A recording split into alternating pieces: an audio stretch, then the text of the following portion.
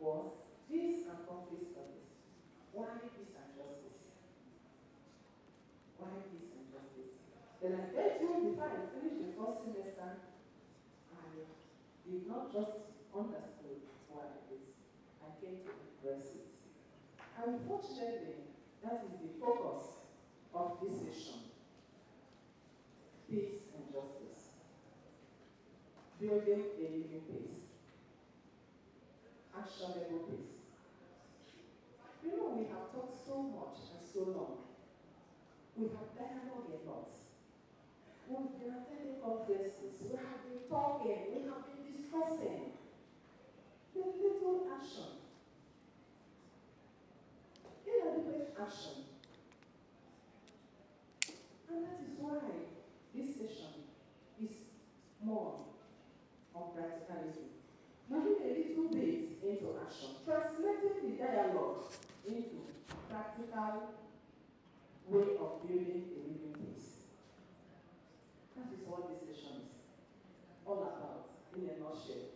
Because we cannot talk about peace, we cannot talk about development, we cannot talk about everything we are discussing here without bringing about justice, without putting it in a more concrete way for people, not just to see, but to live peace. And that is why today we have speakers who will be doing justice to the topic, understanding very well that to build peace without justice is more like driving a car without fuel or gas. And for me, it's making mockery of driving a car. Because you cannot just drive it without gas. So peace can only take place. And then living peace, practical peace, sustainable peace, only when there is justice. Only when there is justice. So the speakers here today that are going to speak on this topic are Ambassador Salah Hamad, Head of African Governance Architectures. I don't know if he's here. Yeah. Oh, thank you, sir. You are welcome. The next to him is His Excellency, Dr. Kerdine Tezera Adera, who is unavoidably absent. And we have Reverend Dr. James Movell Uye, the Co-Executive Director, Interfaith Mediation Center of Muslim-Christian Dialogue, Kaduna State, and member of AU Interfaith Dialogue Steering Committee, Nigeria. Next to him is his brother, his twin brother, Imam Dr. Muhammad Nurian Ashafa, Co-Executive Director, Interfaith Mediation Center of Muslim-Christian Dialogue, Nigeria. I know that many of you know Nigeria from the story of these two young men, who happen to be the Imam and the pastor, the ambassador of peace for the Golden Rule and the Commonwealth of Nations. We are glad to have you, sirs. The next is Reverend Father Kanis Chinyaka Enyaka, PhD, International Program Development Specialist, Regional Representative for Africa Global Peace Foundation International. Father, you are welcome. So now, we have just 1 hour for this session. We don't have much time. And because of that, we are going to be very, very sensitive with time. Thank God I am a good time manager. And I have gotten somebody to help me up there who will be showing us, the panelists, the card, telling us when it is 3 minutes, telling us when it is time up. We have to keep to the time so that we will have some space for the participants to make their audience to make their contribution. So we are going to start now by calling on Ambassador Salah Hamad, Head of African Governance Architectures, to give us his reflection on this very important topic. You are welcome, sir. 6 minutes. Thank you. We have just 6 minutes. Thank you very much, Madam Moderator. Excellencies, ladies and gentlemen, I wish to seek permission to stand on the protocol that is currently in existence. My name is Salah Hamad. I used to go before by the name Salah Muhammad or Muhammad Salah. But because I travel a lot around the continent, I realized that I'm getting hotel receptionists in many cities very confused, because the bookings say Muhammad Salah and they're waiting for the footballer to show up. But instead of the footballer, a choppy man like me will appear and they will be quite disappointed. So therefore now I go with Salah Hamad instead of Salah Muhammad. It's a pleasure to be with you this morning or this afternoon, and I wish to thank the organizers for inviting the AGA APSA Secretariat, and I will shortly give you some information about what is this AGA APSA is about. And then I will use the rest of my minutes to speak to you on some recommendations instead of challenges, because we do have, I think all of us, more information about the challenges that we currently have to promote a sustainable peace in Africa. The AGA stands for the African Governance Architecture, and the APSA is for the African Peace and Security Architecture. And both of them are mandated to promote good governance, democracy, rule of law, as well as peace and security as part of the agenda of the African Union. And we are based here within the African Union Commission, Political Affairs, Peace and Security Department. And what we do is we coordinate the work of the Union in the area of the promotion of good governance, democracy, rule of law, human rights, as well as peace and security and development. And because human rights is one of the issues that we focus on, I wish to appeal to the organizers that in the next year event, we see more women as part of the panelists, and we see more women also as part of the attendees, and also we see more young men and women. Why? Because as we all know, Africa is quite young. Africa is the youngest continent on earth with a population of 1.4 billion. 65% of them are below the age of 35. So in fact, what is happening in this room is affecting 65% of more of the population in Africa who are below the age of 35. Now, what I really want to focus on is the following. Number one, I do believe that we cannot really import leadership from out of Africa to build the Africa we want and the Africa we deserve. So therefore, what we really need to do is to focus more on our African youth and to try to educate them as the leaders of today and the leaders of tomorrow. And also we need to engage our African women across the board when it comes to the development or the maintenance of peace in Africa. In addition to that, what I really do believe also that we really need to look at the opportunities that we currently have. We have our natural resources, we have our youth as our dividends for development, but what we really lack is tolerance. As Africans, we used to be known well and widely for tolerating each other. But in the recent years, if you look at most of the conflicts, if not all of them, that we are currently facing in Africa, you will see one of the major reasons for them is not really lack of resources, but in fact it is lack of tolerance and acceptance. So we need to really focus on tolerance so we can tolerate and accept each other. And I do believe that the religious leaders can play a very strong role in promoting tolerance among African people. We are white, we are black, we are red, we are different colors. And we should be very happy and proud of the fact that we are very diverse, and because of that diversity, we are very strong and united.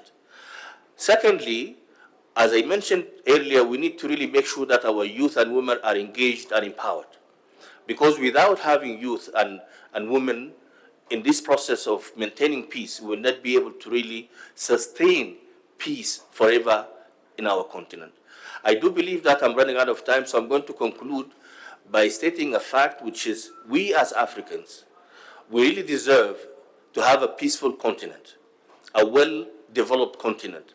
And our only way for building a continent that is united, that is developed, a continent that we want and we deserve, is to be united as Africans and to be very proud of our identity as African people. And that is the only way.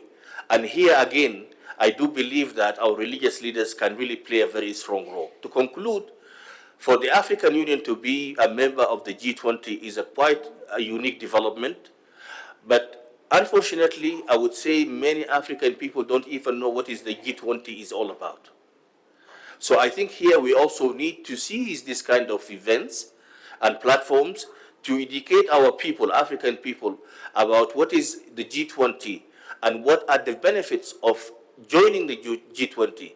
So then we can put more pressure on our African leaders to enable the African people to be part of the process of implementing Agenda 2063 for building the Africa we want and the Africa we deserve. I thank you very much. Thank you so much, Ambassador Salah Ahmad, for those beautiful reflections, reminding us that as an organization that focuses more on human rights, joining your voice to that of mine and other women here, you pleaded that more women and youths should be brought into this kind of gathering. Since lasting peace, true peace cannot be achieved without significant presence and representation of women and youths. Thank you so much for that. And also you reminded us on the importance of building leaders of today and not tomorrow. We have to change that, leaders of today. And I think I mentioned it also during my own presentation.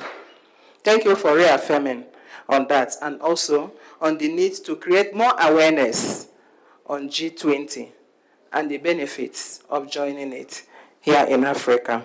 Thank you, sir. May I call on Reverend Dr. James Movell Wuye, the Co-Executive Director, Interfaith Mediation Center of Muslim Christian Dialogue, Kaduna State, and member of AU Interfaith Dialogue Steering Committee, Nigeria. The floor is open, sir. Peace be with you. I stand also on the existing protocols.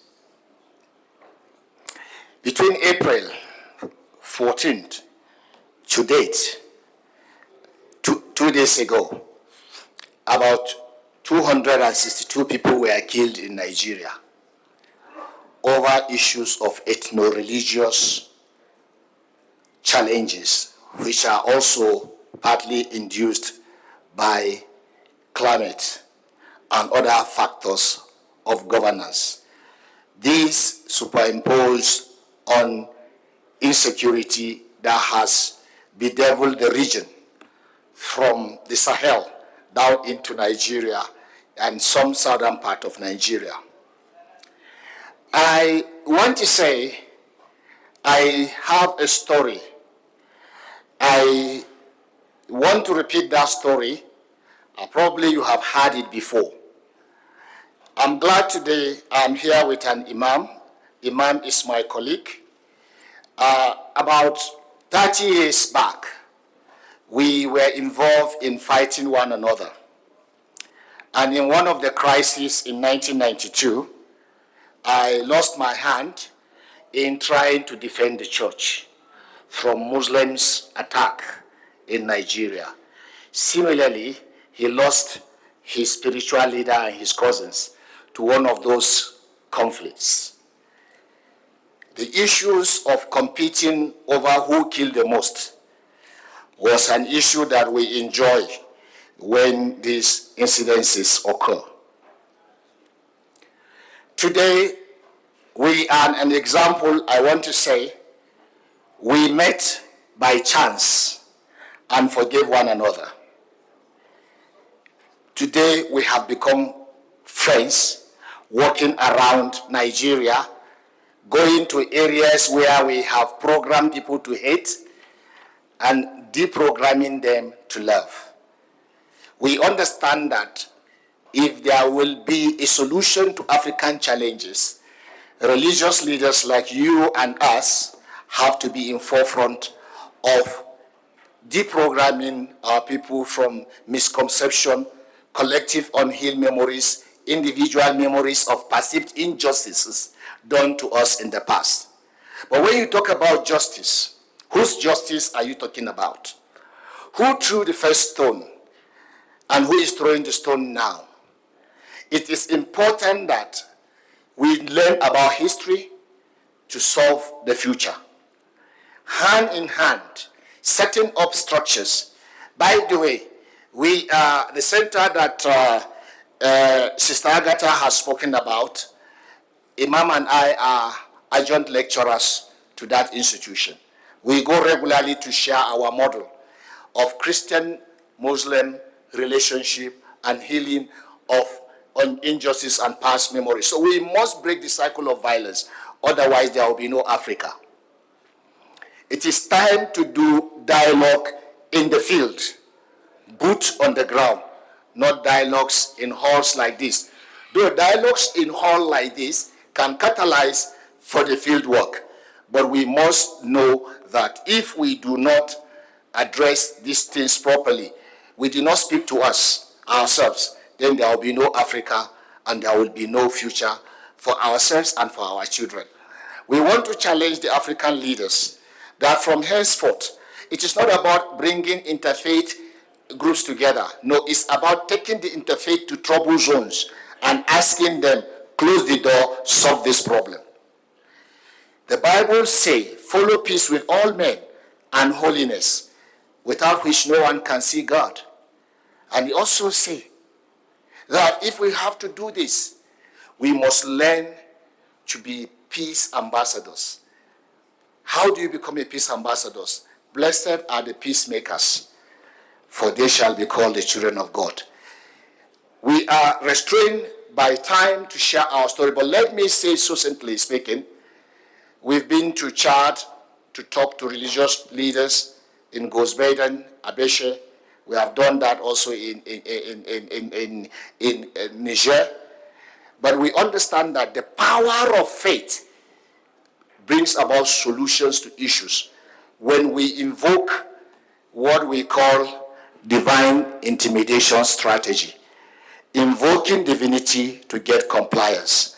And if that is used properly, I am sure Africa will be the best place to be on earth. Having gotten the young group around us, the young generation is the youngest country in Africa. We call on the people of our brother that is sitting here, Brother Salah.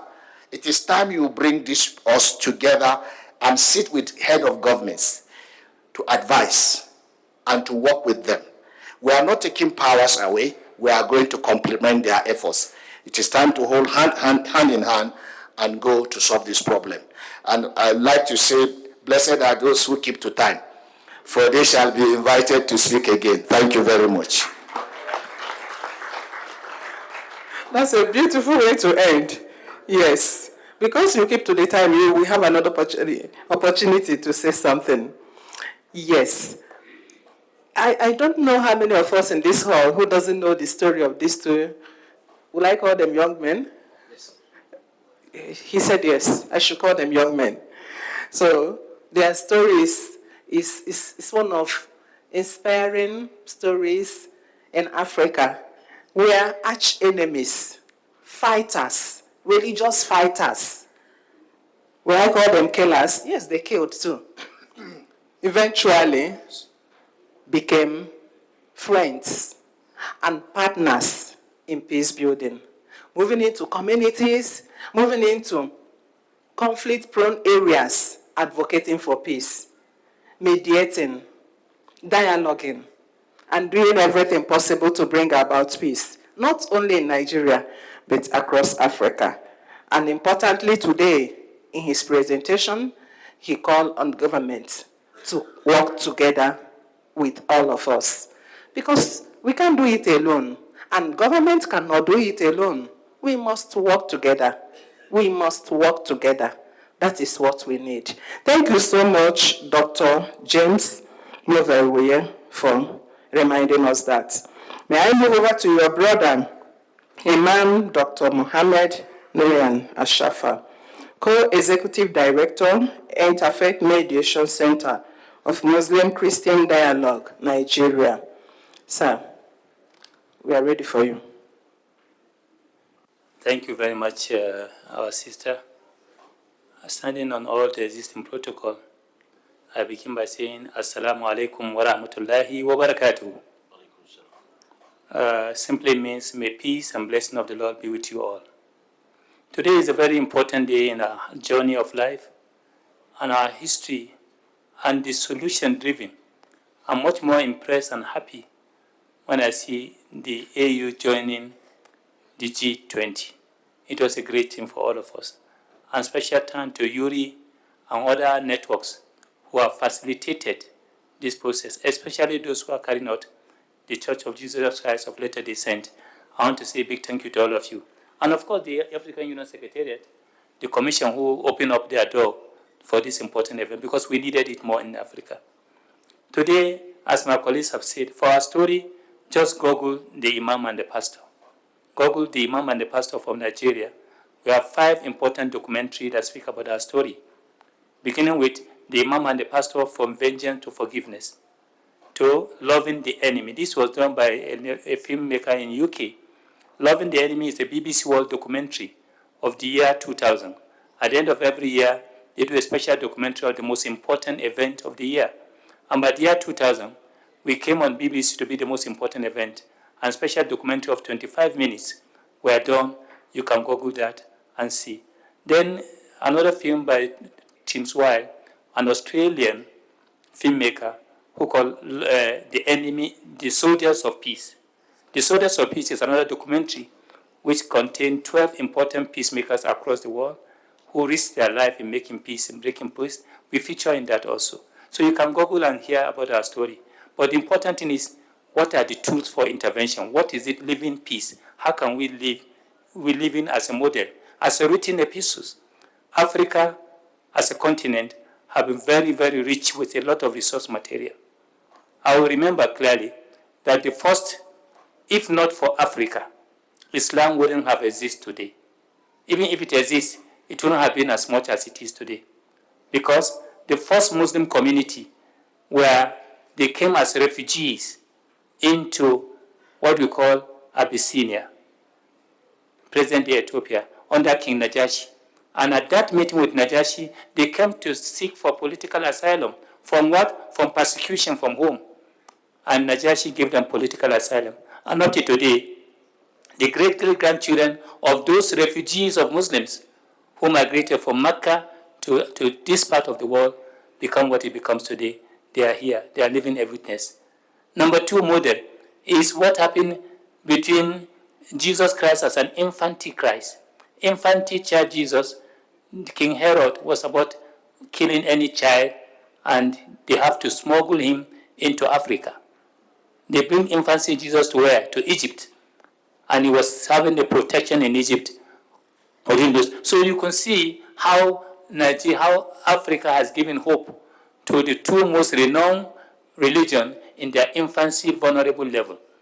That shows to us that we have a lot we can show.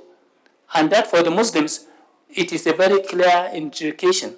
We can see at the time of Muhammad, after the Nigerian episode, we saw the example that is very clear, where the Nigerian Christian visit Muhammad and they have dialogue inside his mosque. And they stay for 3 days with protection, with feeding and everything. That is a model for us as Muslims that we can transfer to our own generations, especially Generation Z. And not only that alone, coming back very closer home down here, we could remember 800 years, the Sultan versus the Saint Kamil Malik of Egypt, when when war was going on, Crusaders versus Muslim war was going on, St. Francis of Assisi decided to say, I want to go and see the Sultan to have a dialogue with him. He went through and he came over and was able to have a dialogue with him. And that dialogue was a historical moment. 800 years today, the Catholic and Muslim communities celebrate together the concept of peace and working together. This is what we needed on the African continent. And if we forget about that today, we can remember Pope Francis of recent, which go with King Al-Azhar, the president of Al-Azhar, when they signed the human fraternity document. We have all this resource material that we need to use. For me, I would say what we needed now, most importantly, is how can we get these tools? How can we make them available for people to know that our civilization, that which faith and core, was built on fraternity of human fraternity. And our model, people like us, the Imam and the pastor model, is a key important model that people need to study. I'm happy that in over 25 universities across the world, they've gone through our model, peace institutional, our models. Our model have been transferred into about 26 international languages. People are studying it if you want to do work for peace. I'm feeling one of the most important things we needed is identify tools like this. We have developed a lot of resource material for mediation, for direct intervention in conflict situation, for preventing violent extremism. We have a lot of resource material. And there are other institutions, faith-based institutions, which have similar resource material that this platform of G20 should look into. Where are those resource material? How can we bring them on board to produce more so that the faith community have access to information they can use? Not only that alone, I look at the early warning, early response system, the traditional alternative dispute resolution, and so on and so forth, are what we need that will be able to give us hope.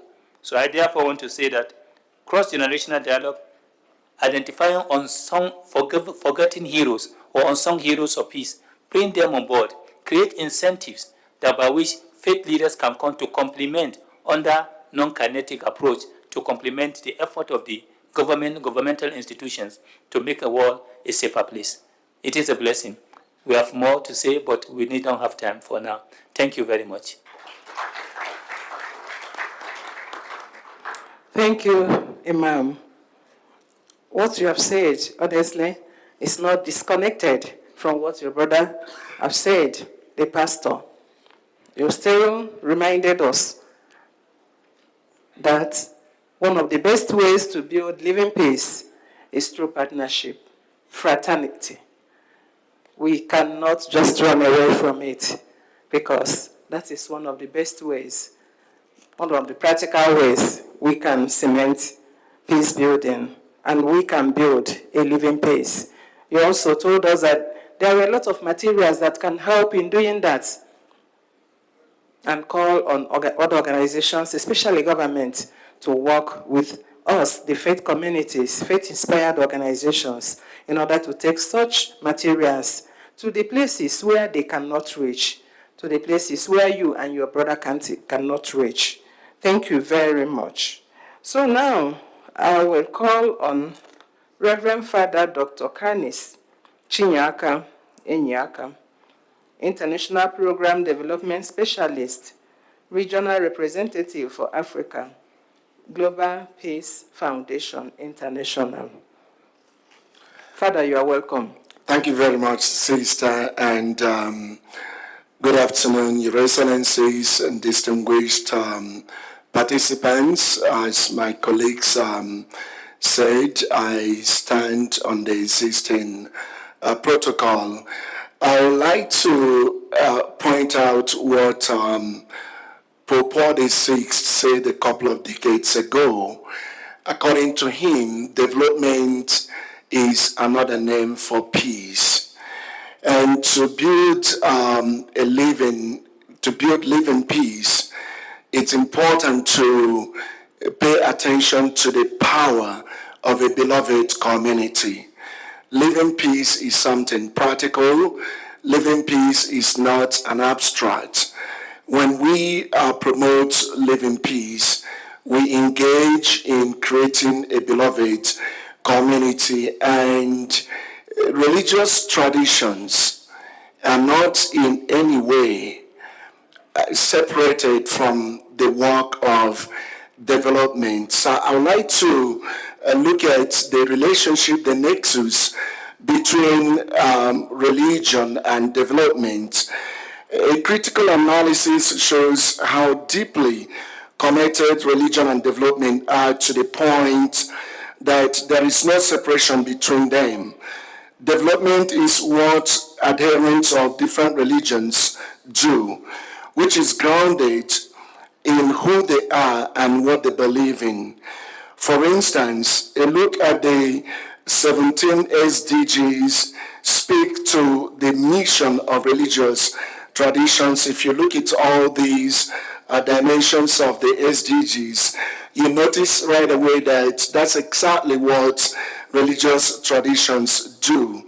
The engagement of religious communities in development activities over the centuries derives from their core beliefs and teachings, which sometimes are expressed in building schools, hospitals, orphanages, skill acquisition centers, political protests, etc.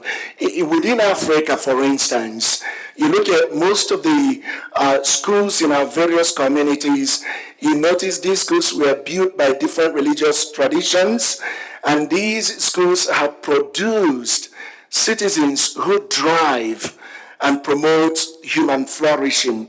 So it's part and parcel of what religious traditions do. Such projects and programs are seen around the world today. Religion plays a vital role in mobilizing resources to promote development outcomes, such as poverty reduction and improved health in different communities. Development studies itself, as an interdisciplinary study, focuses on how we can improve people's lives, which leads to emancipation. And that is exactly what we see in religious traditions, taking into account the emancipation of the person. So the question is, how do we reimagine development, which is another name for peace? Now, it was Pope Leo XIII in 1891 who saw the crisis that was created with the Industrial Revolution and decided to challenge the status quo. When he wrote Rerum Novarum in 1891, it was about the dignity of the workers in that time. Peace was about the well-being of these individuals. And then you fast forward to 1967, Populorum Progressio of Paul VI. Again, the question of development of peoples. Pope Paul VI said that for development to be complete, it must be integral. That means the development of the person and the whole person. And then, of course, you move forward to our dear Pope Francis, who died last 2 weeks, who then moved from that integral human development to integral ecology. It's all about what is progress. True progress resides in our various religious traditions. And so when we come together to build living peace, it is important that we recognize that working together promotes peace than looking at that which separates us. All religious traditions across the continent of Africa will need to come together. But we face various challenges. Number one is to understand the knowledge of our mission as religious traditions. We are not in a competition. We are called to work together as brothers and sisters.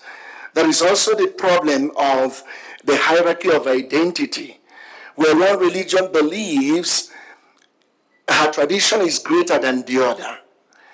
When we engage in the madness called hierarchy of identity, we end up destroying ourselves and we cannot live in peace.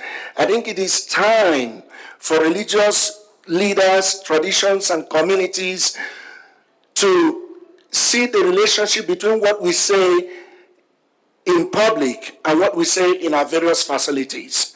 We cannot teach something in our facilities and say something different outside. When we see our equality, help us to live in peace.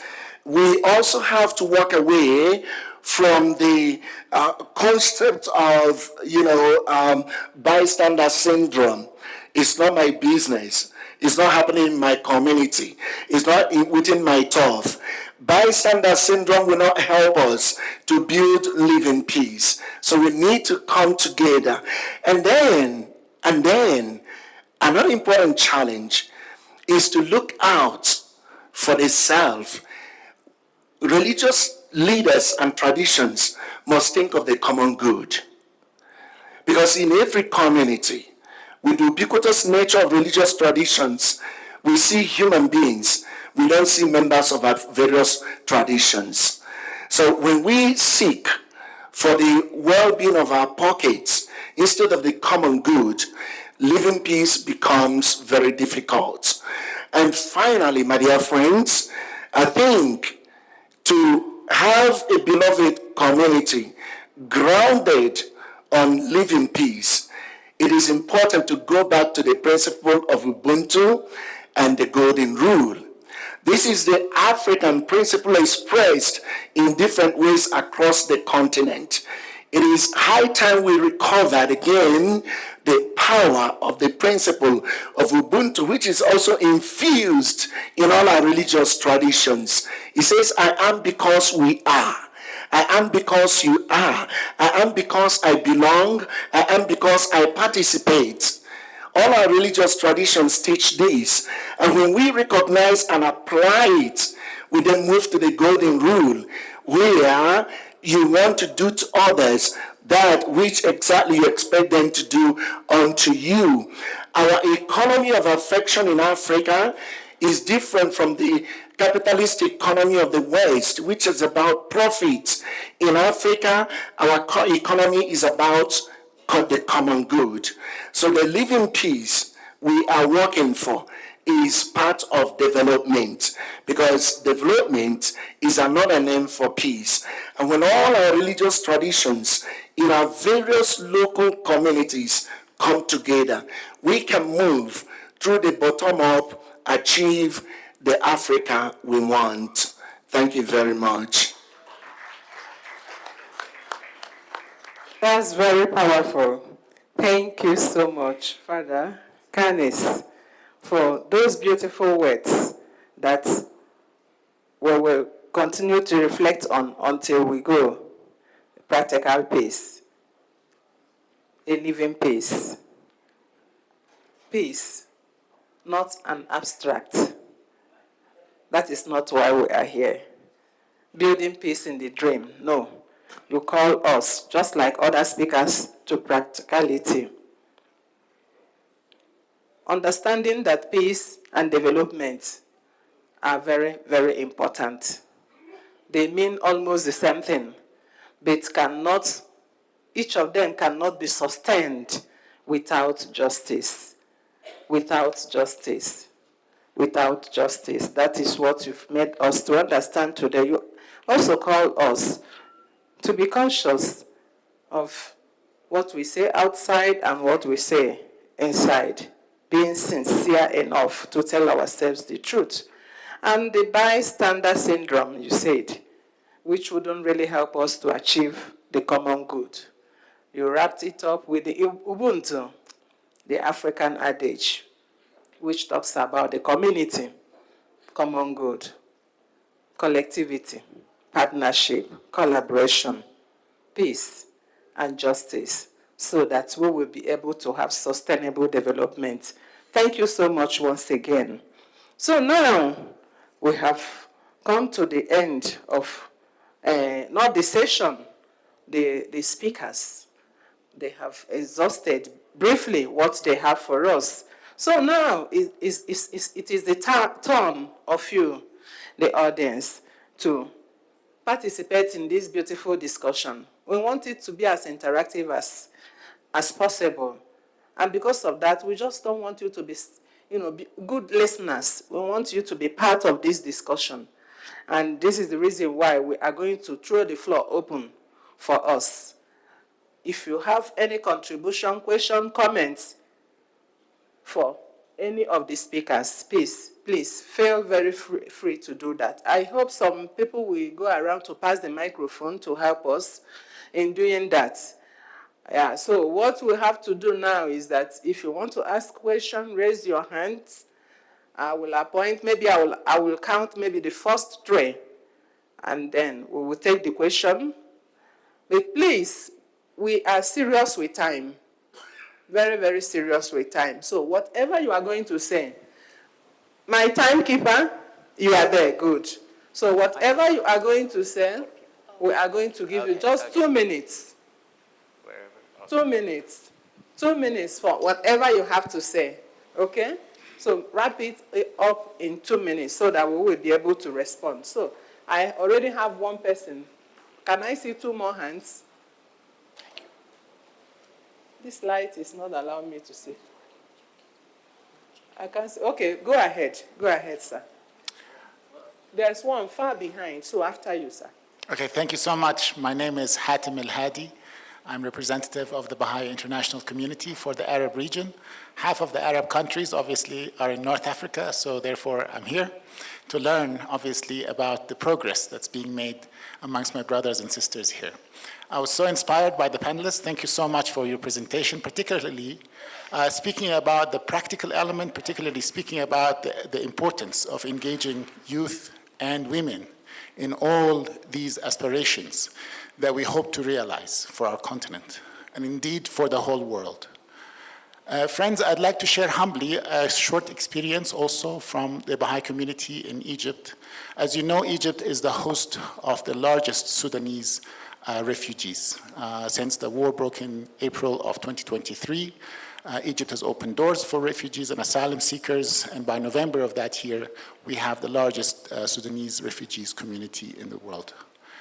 The community started to engage with youth and junior youth, Sudanese youth and junior youth who have seen the turmoil of war, and working with them to think of themselves as true practitioners of peace, that they can become the peace builders of their countries.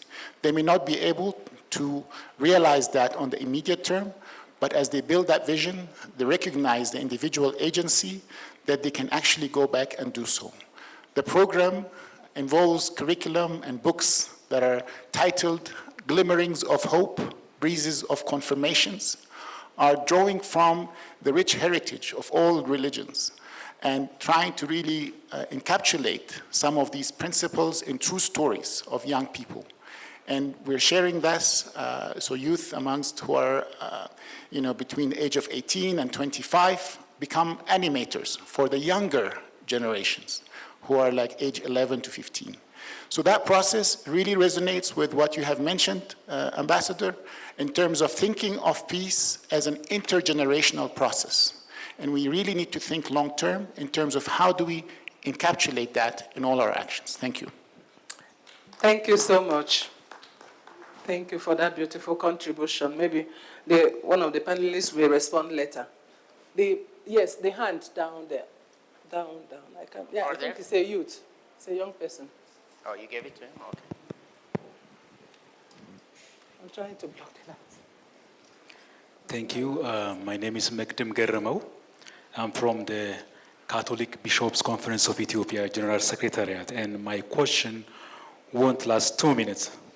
In the pamphlet that you have given to us, entitled Be the Change You Want to See in the World, there are 13 religions or sects or something like, especially in the Abrahamic religion.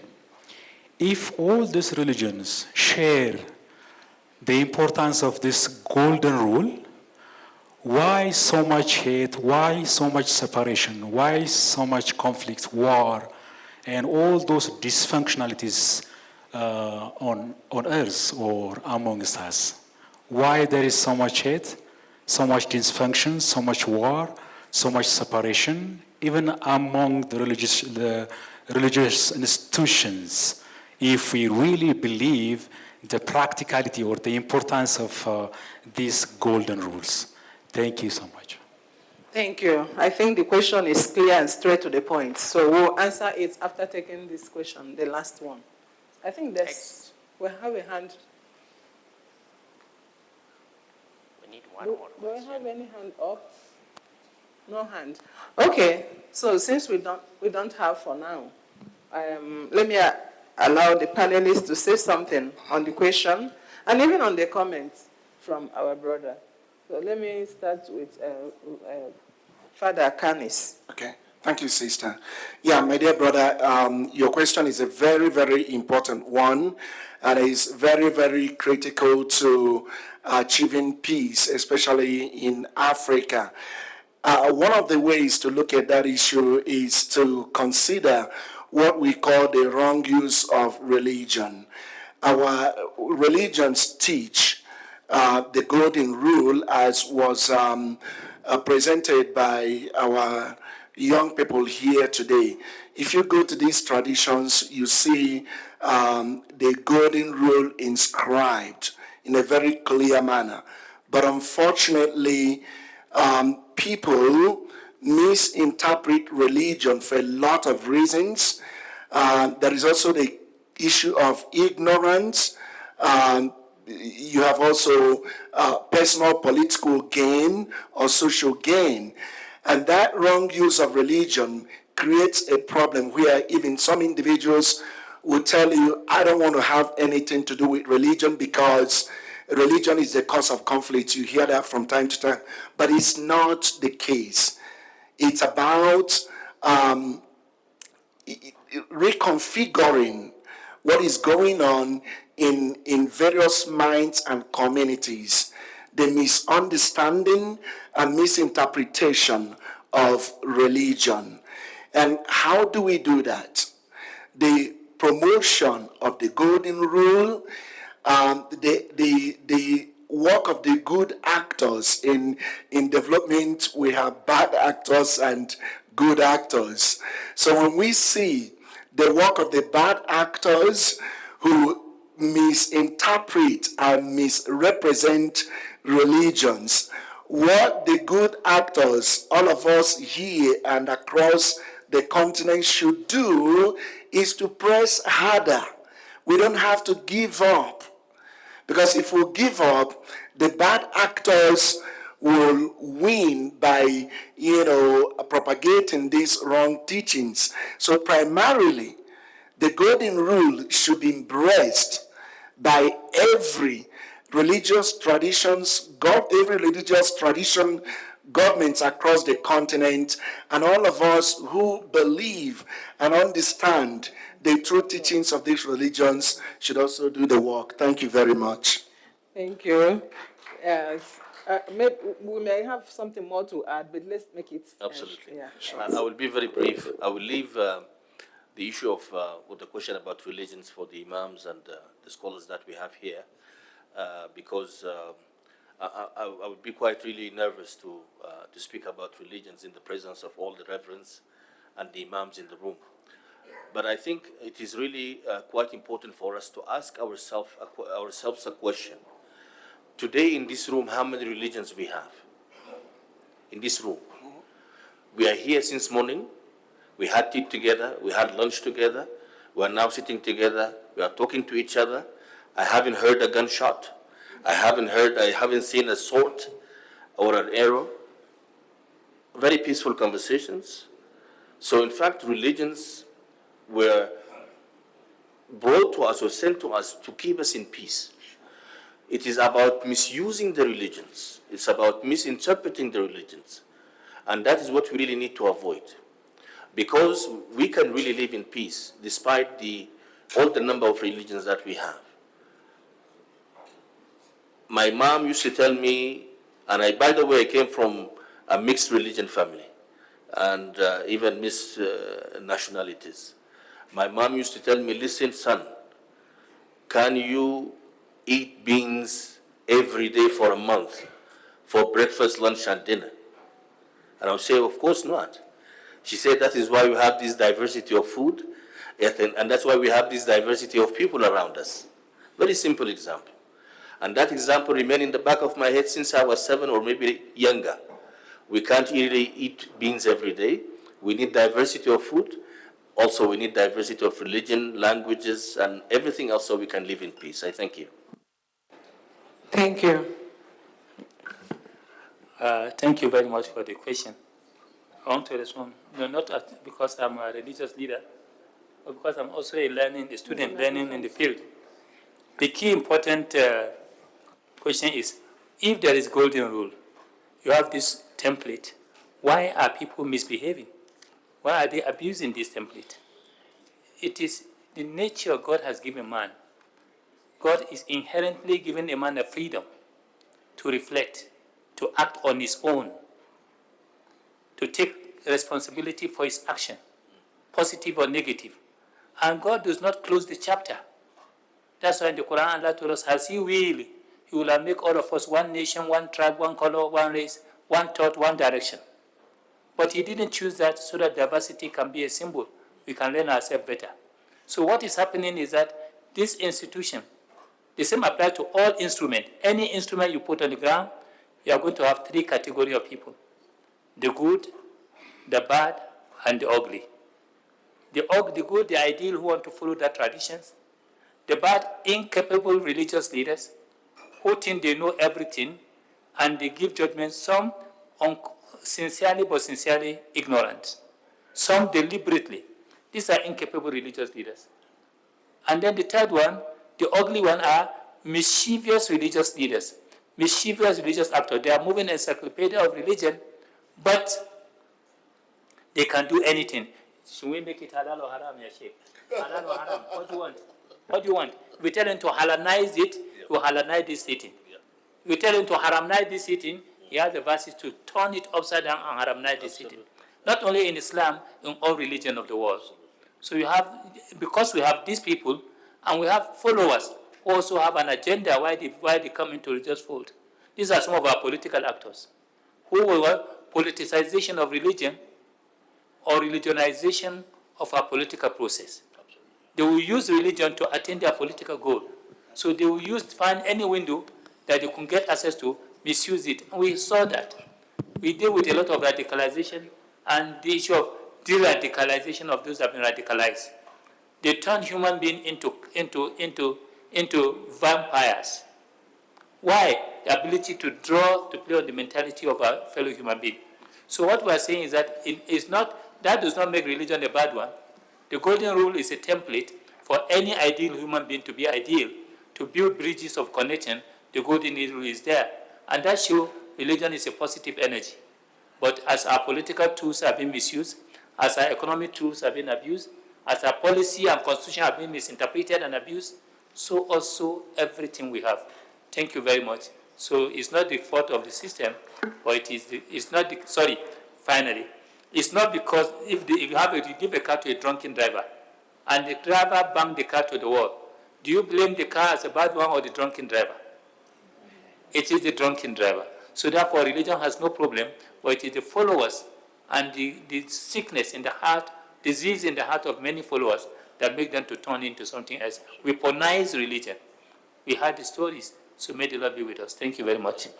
Thank you. I think it's straight to the point, clear and straight to the point. So now we are going to take the very last question, and then we will wrap up here and go. Thank you very much. I have a brief question, and I would first of all like to thank the panelists for the good presentation for this session. Many thoughts are going on in my mind as we listen to these deliberations.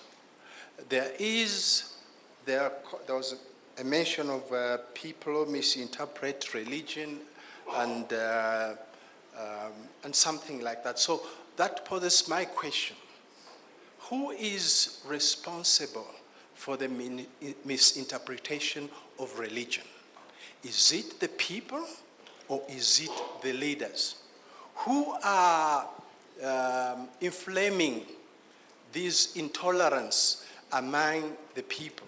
Is it the people? Are they inherently born with this violence or intolerance, or it is the leaders? So, by looking at this dialectical relationship between the leaders and the people and the followers, and to help address these problems, we should, as Mwalimu Nyerere says many years ago, to kill the snake, you must hit it on the head, then it will die. If you hit it on the tail, it will turn by its head and still bite you.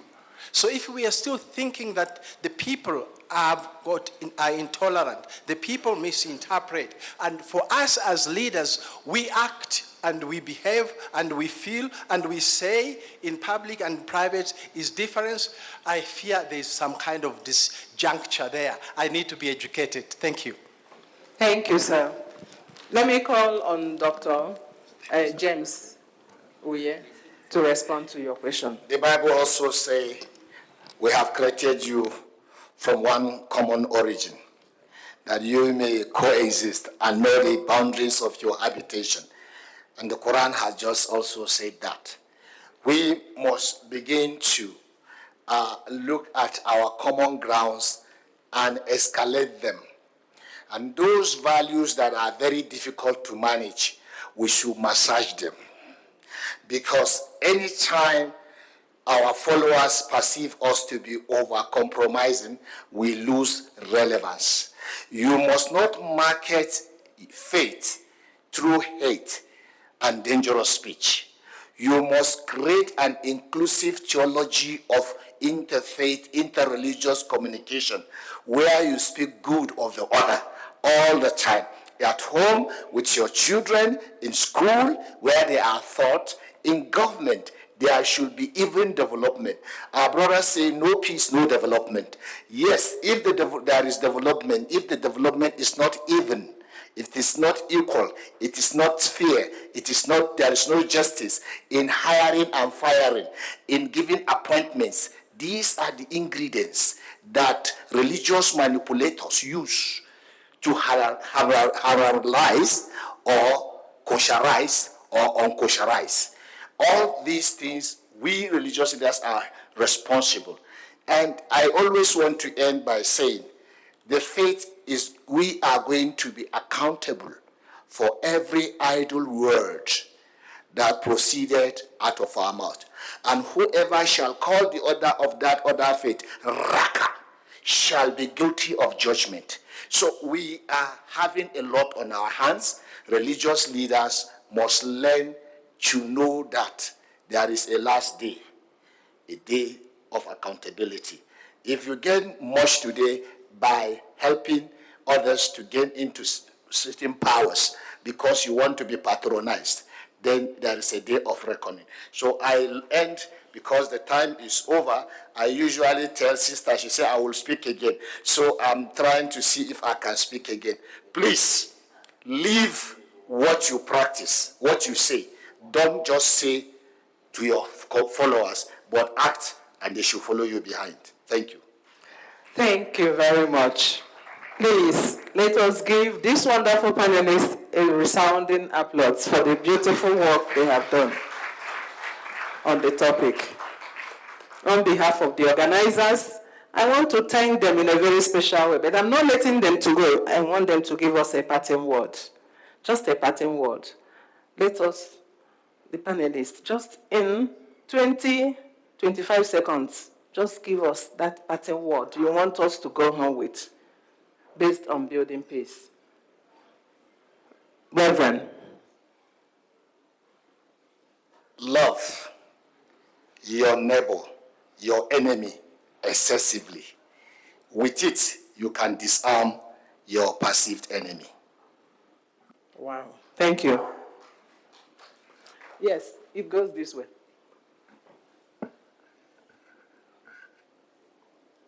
We said there will be no peace in the world until there is peace within religion.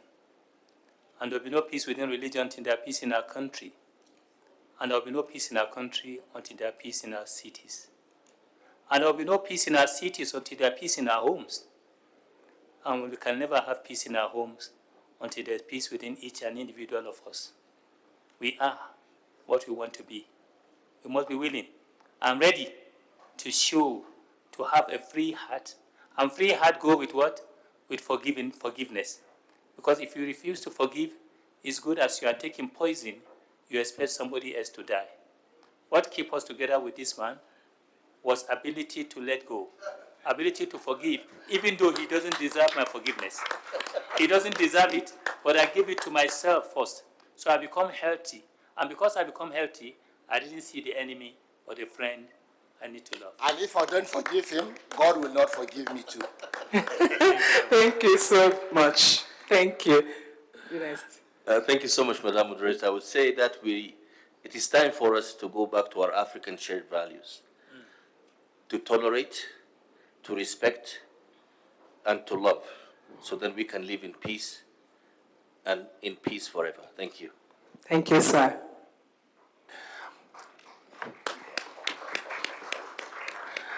My dear brothers and sisters, our shared humanity is the starting point of every relationship.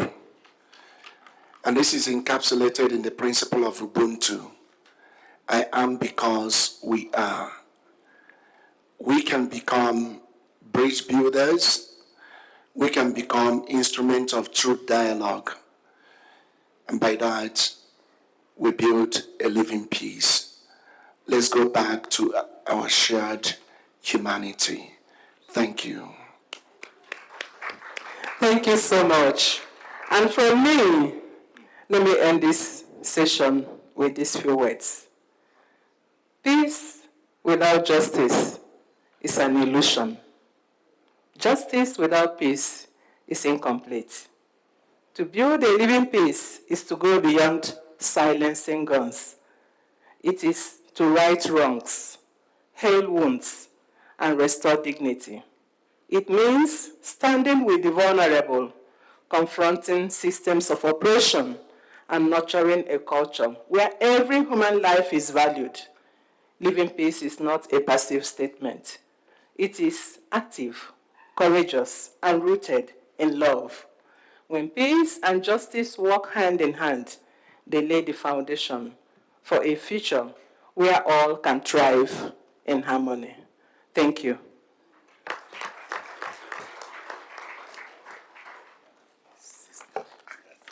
I think you would agree with me that our moderator deserves a louder round of applause. Yeah, let's do it. Thank you. Thank you.